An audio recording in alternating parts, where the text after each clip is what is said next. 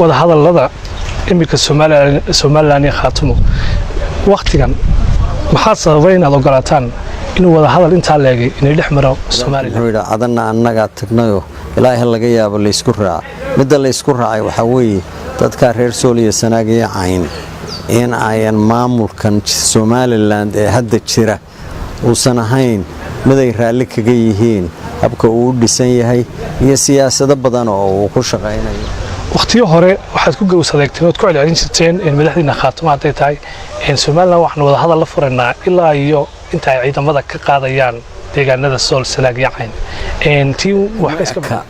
waxay noqonaysaa haddii bilmithaal imanka wada hadalladan oo reer Soomaaliland oo dhan ku dhan yihiin muxaafid iyo mucaarad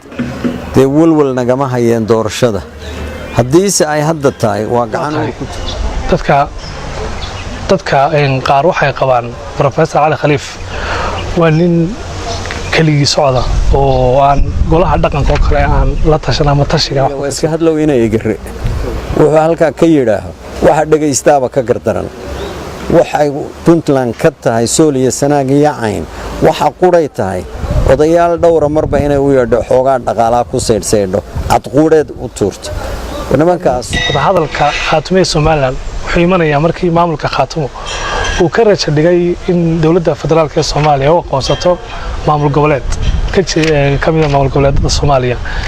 taas ayaa keentay in xilligan wada hadal marka la furaan arrinkaas maxaa ka jira